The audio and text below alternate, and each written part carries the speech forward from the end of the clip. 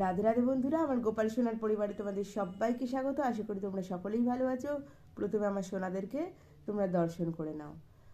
আমার আছে মিষ্টি সোনা, সন্দেশ সোনা, ননী সোনা, আমার ছোট্ট গোপলু সোনা এবং আমার ছোট্ট লাডলি আমার মেয়ে, আমার রাধু মা। কিন্তু রিসেন্ট আমার গোপাল সোনার পরিবারে আরও একটি সোনা এসে হাজির হয়েছে। এবার কি করে সেই সোনা আমার কাছে এলো সেটাও একটা অলৌকিক ঘটনা। এবার সেটা আমি একটা শর্ট ভিডিওর মাধ্যমে শেয়ার করেছি, কিন্তু শর্টে তো আর পুরো ডিটেলসটা বলা যায় না। সেই কারণে ভাবলাম একটা বড় ভিডিও বানিয়ে তোমাদের সাথে ঘটনাটা শেয়ার করি। এবার তোমরা আমার পরিবার, আমি সব সময় বলি তোমাদের ছাড়া আমি কোনো কিছু তোমাদের সাথে শেয়ার না করে একদম পারি না থাকতে। যে কোনো ছোট্টখাট্ট বিষয় সমস্তটাই শেয়ার করি। তো ভাবলাম আজকে এক কাজ করি, বড় ভিডিওর মাধ্যমে আমার সাথে ঘটে যাওয়া এই অলৌকিক ঘটনাটা তোমাদের সাথে শেয়ার করি। খুব ঠান্ডা লেগেছে, আমার গলার ভয়েসটা হয়তো খুব ভালোভাবে আসবে না, তো তোমরা প্লিজ একটু অ্যাডজাস্ট করে নিও, ঠিক আছে? এই আমার সেই চুন্নুমুন্নু গোপাল সোনা। দাঁড়াও, জামা কাপড় পরিয়ে রেখেছি তো ঠান্ডার জন্য, তো সেটা তোমাদের সাথে শেয়ার করছি। দাঁড়াও, দেখো, দেখতে পাচ্ছ? ভালো করে দেখো তো, দেখেছো? এইটি হলো রিসেন্ট আমার সাথে এই ঘটনাটি ঘটিয়েছে এই পুচকু গোপাল সোনাটা। এইটি রং নীল বলে আমি এর নাম রেখেছিলাম নীল মাধব। তো আমার মেয়ে বললো যে না, অত বড় নাম রাখা যাবে না, ওর নাম রেখেছে মেয়ে নীলু, ঠিক আছে? এবার আমার এক রিলেটিভ, ওনারা কেরালিয়ান। তো এখন ওনারা তো কেরালায় থাকেন। এবার ওনার মেয়ে আর জামাই আমাদের বাড়িতে এসেছে এখানে একটা বিয়ে বাড়ি উপলক্ষে। তো তখন সেই আন্টি আমার জন্য এই চুন্নুমুন্নু গোপাল সোনাটা পাঠিয়েছেন আর মেয়ের হাত দিয়ে। এবার শোনো, তোমরা সকলেই জানো সাউথে একটা খুব ফেমাস টেম্পল আছে, গুরুবায়ুর টেম্পল। তো আন্টি প্রত্যেক মাসে সেখানে যায় একবার করে। তো লাস্ট 2 মাস না যেতে পারেনি, বিভিন্ন অসুবিধার জন্য যেতে পারেনি। এবার একা তো যায় না, উনি স্কুলে চাকরি করেন, তো উনি ওনার কিছু কলিগদের সাথে ওখানে যান। তো বিভিন্ন কারণবশত লাস্ট 2 মান্থস ওনার যাওয়াই হয়নি। তো উনিও ভীষণ কৃষ্ণ ভক্ত। তো উনি খুব কান্নাকাটি করছেন যে যেতে পারছি না, যেতে পারছি না। তো এখন যেদিন ওর মেয়ে আসবে তা ঠিক 2 দিন আগে আন্টির হঠাৎ করে সেই মন্দিরে যাওয়ার একটা সুযোগ আসে। কিন্তু সেদিন খুব ওখানে একটা বিশাল অকেশন ছিল, যে কারণে সেরকম বাস টাসও ছিল না। তো খুব ভিড়ও হয়েছিল। কিন্তু তারপরেও ভাবছিল আন্টিরা যে কি করে যাব, যদি কোনো অসুবিধা হয়। তারপরে ভাবলো না, চলে যাই, একবার যখন সুযোগ পেয়েছি দেখা যাবে যা হবে। তো চলে গেছে। এবার যাওয়ার পর প্রচণ্ড ভিড় এবং বাস ছেড়েও যাবে, পুজো টুজো দেওয়ার পর বাসে উঠেও গেছে, মানে বাস ছাড়বে ছাড়বে করছে এই সময়টা, আর কিন্তু বাসও নেই। সেদিন প্রথমেই বলেছি যে ভীষণ ভিড়, ওদের ওখানে একটা বিশাল অনুষ্ঠান ছিল, সেই কারণে বাসের ক্রাইসিস ছিল। তো বাস ছাড়বে ছাড়বে সেই মুহূর্তে হঠাৎ করে আন্টি এই ছোট্ট গোপাল সোনাটাকে দেখতে পায়, এবং দেখার পর আর কোনো রকমভাবে সে কিছু ভাবে না, আগে সে আমার জন্য এটা নিয়ে নেয়। এবার দেখো, আমাকে যখন তার মেয়ে এসে আমাকে গিফটের বাক্সটা দিয়েছে, তো তোমাদের সাথে আরেকটা জিনিসও শেয়ার করার আছে। সেটা হচ্ছে, বলেছিলাম আমি এর আগে যে একটা সেই গোপালের সেই ননির হাঁড়ি হয় না, দাঁড়াও দেখাচ্ছি তোমাদেরকে।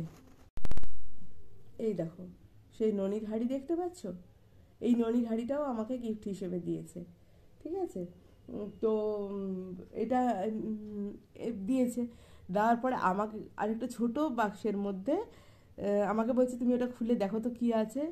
যখন খুলছি আমি, মানে তোমাদের কি বলবো বন্ধু, আমার এত আনন্দ হয়েছে, এত আনন্দ হয়েছে যে ভাষা নেই। আসলে কি বলো তো, এটা বৃহস্পতিবারের ঘটনা। আমি গোপাল সোনাকে বৃহস্পতিবার পেয়েছি, আর তার আগের সোমবার, ঠিক 3 দিন আগের ঘটনা, আমার মেয়ের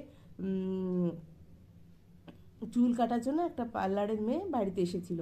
ঠিক আছে, তো এসে সেও গোপাল ভক্ত, তার বাড়িতেও গোপাল আছে, ছোট একটা গোপাল আছে, এবং সেই গোপাল সোনা সেবা সে করে। তো সে আমার এই কয়েকজন গোপাল সোনাকে দেখে বলেছিল, তুমি কি করে দিদি এতজন গোপালকে সেবা করো, আমি তো একজনকে সেবা করতেই সঠিকভাবে সময় পাই না। হুম আমি তখন বললাম ও আমার হয়ে যায়। হ্যাঁ, তো সব সময় এই কথাটা এর আগেও ও দু একবার বলেছে। তো আগের দিন আমাকে বলছে, তুমি যাই হোক আর কিন্তু গোপাল সোনা এনো না। আমি তখন বললাম, আমার তো ভাই এত আস্পর্ধা নেই বা এত সাহস নেই, গোপাল সোনা যদি আমার কাছে ভালোবেসে আসতে চায় সেটা আমার পরম পাওয়া, সে আমাকে ভালোবেসে যদি আসতে চায় আমি অবশ্যই তাকে আনবো। তখন সে আমাকে বলছে, তুমি আবার আনবে? আমি বললাম হ্যাঁ অবশ্যই, যদি সে আসতে চায় আমি তো তাকে কখনোই ফেরাতে পারবো না, সেটা তো আমার পরম পাওয়া। কারণ আমার কাছে 1 বছরের মধ্যে 4টে গোপাল সোনা, রাধা মাধব, গৌর নিতাই, ছোট্ট লাডলি সবাই এসেছে, তাদের গয়নাগাটি গড়িয়ে দিতে পেরেছি। আমি কেউ পাড়ার নই, তারা চেয়েছে, তারা আমাকে এতটা ভালোবাসা দিয়েছে বলে এই জিনিসটা আমি করতে পেরেছি, তাদের দোলনা খাট সমস্তটাই বানিয়ে দিতে পেরেছি। তাহলে ভাবো তারা আমাকে কতটা ভালোবাসে যে আমি সমস্তটা করতেই আমার কোনো অসুবিধা হয়নি, সকলের হেল্প পেয়েছি, একা তো করা সম্ভব নয়। এবং আমার রিলেটিভসরাও এতটাই ভালো। দেখো আমার মা, সে আমাকে দিতেই পারে বা দেবে, এটাই স্বাভাবিক। তো তার নাতনিকে দেবে, এটাও স্বাভাবিক। কিন্তু আদার্স অন্যান্য আত্মীয় স্বজন বলো, বা আমার পাড়ার বৌদি বলো, তারা কেন দেবে বলো? হ্যাঁ, তো তারাও আমার মানে প্রত্যেকে, এটাও তো গোপাল সোনার ভালোবাসা বলো। না হলে কি আমার পক্ষে 1 বছরের মধ্যে এত কিছু করা সম্ভব? সত্যি হয়তো হতো না। এবার তারপরে আমার কোনো কিছু যখনই দরকার হয় না, কিভাবে যে হয়ে যায় তোমাদেরকে বোঝাতে পারবো না, ঠিক অদ্ভুতভাবে আমি সেটা পেয়ে যাই গোপাল সোনাদের। মানে ধরো মনে করলাম যে গোপাল সোনাদের জন্য এটা বানাবো বা এটা কিনবো, আর আমার তো শুধু মানে বাচ্চাদের কিছু দেখলেই হলো বা কোনো কিছু যাই হোক সেটা, এমনকি ভাবতে পারবে না ওদের কখনো মনে হয় বিছনা চাদর কিনি, কখনো মনে হয় বালিশের কভার কিনি, কখনো মনে হয় একটুখানি ওদের জন্য জামা কাপড় কিনি। এবং গোপালের দোকানে গেলে তো আমি না কিনে কোনোদিনও ফিরিনি, আর একজনের জন্য না, সবার জন্যই কিনি। ঠিক আছে, তো আমার সবসময় কোনো অকেশনও লাগে না, সরি। তো যাই হোক, তো আমি এই কথাটাই বলেছিলাম যে যদি গোপাল সোনা ভালোবেসে যতজন আসতে চাইবে আমি খুব খুশি মনে তাকে গ্রহণ করব, কারণ আমার অত ক্ষমতা নেই যে আমি সেই গোপাল সোনার দায়িত্ব নিতে পারবো না, নিশ্চয়ই পারবো। তো যাই হোক, তখন মেয়েটা একটু অবাকও হয়েছিল, কিন্তু সব থেকে বড় অবাক তো আমিই হলাম। সোমবার দিন এই ঘটনাটা ঘটলো আমার সাথে, আর বৃহস্পতিবারের মধ্যে এই গোপাল সোনা আসা। এবং সব থেকে বড় কথা, গুরুবায়ুরের মতো একটা ফেমাস টেম্পল, সেখান থেকে, যেটা কিনা বিষ্ণু মন্দির, বিষ্ণু বলো কৃষ্ণ বলো সবই এক, আলাদা তো কেউ নয়। তো সেখান থেকে আমার জন্য গোপাল সোনা আসা, এইটা কত বড় আমার প্রতি তাদের ভালোবাসা তোমরা বলো। আমি তো ভালোবাসতেই পারি, আমি এটুকু জানি, আমি যতটা না ভালোবাসবো তার দ্বিগুণ আমাকে ফেরত দেবে। এবং আমি যখন আন্টিকে মানে ফোন করে বলছি যে মানে এই আনন্দটা শেয়ার তার সাথে না করে পারিনি, যেমন তোমাদের সাথে শেয়ার না করে পারলাম না, তাকে যখন বলছি কথাটা, তখন সে আমাকে বলছে এই মিরাকেল ঘটনাটা, মানে যেটা কিনা সে নিজেও জানতো না আমাকে সে একটা গোপাল সোনা দেবে। তার সেখানে যাওয়ারও কথা না, হঠাৎ করে সমস্ত কিছুই হয়েছে হঠাৎ করে। বলছে তোমার কাছে যেতে চেয়েছে বলেই আমি তোমার কাছে পাঠাতে পেরেছি, কারণ আমার সেই সময় যাওয়ার কোনো কথাই ছিল না। মানে এই ভালোবাসা আমি তোমাদের সাথে শেয়ার না করে পারলাম না, বিশ্বাস করো। কারণ আর সব থেকে বড় কথা কি জানো তো, গোপাল আমার কাছে এলে আমি প্রচণ্ড খুশি হই, গোপালের কোনো জিনিস কিনতে পারলে। ঠিক আছে, এই ঘটনাটাই তোমাদের সাথে শেয়ার করার ছিল।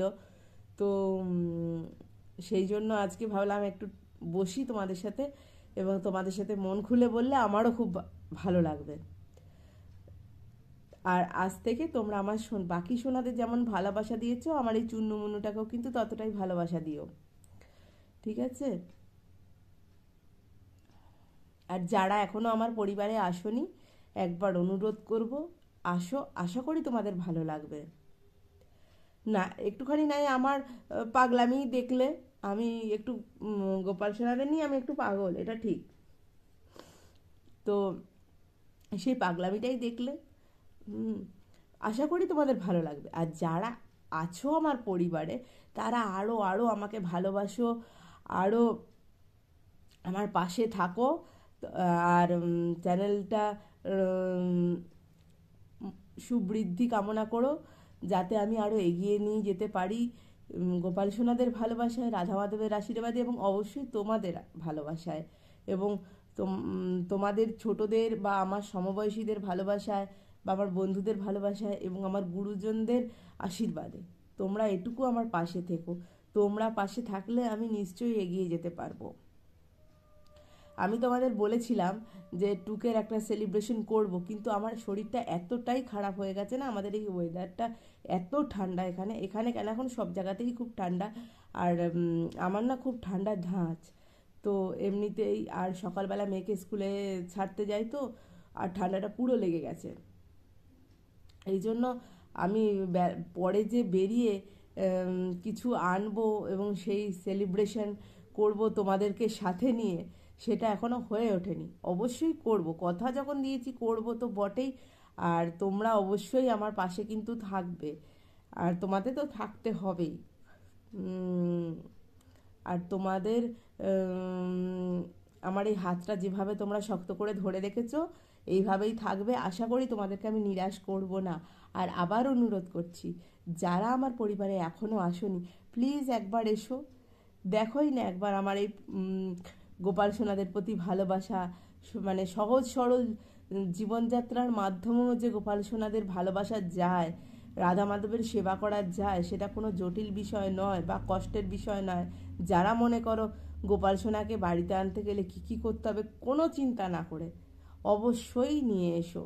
কারণ গোপাল সোনারা একবার যদি বাড়িতে আসে, তাহলেই তোমরা তাদের খেলা দেখতে পাবে।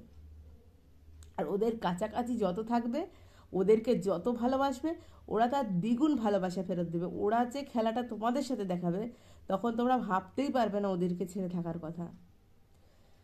আর এই পর্যন্তই, বাকি কথা সমস্তই হবে নেক্সট ভিডিওতে। আর আবার আবার বলছি, প্লিজ আমার পাশে থেকো, আমার সোনাদের আরও ভালোবেসো, আর আমার গোপাল সোনাদের ভালোবাসা তোমাদের উপর বর্ষিত হোক, এবং আমার রাধা মাধবের আশীর্বাদ তোমাদের উপর বর্ষিত হোক। খুব ভালো থাকো তোমরা, সারাটা বছর খুব ভালো কাটাও তোমাদের পরিবারের সকলকে নিয়ে, এই কামনা করি। রাধে রাধে।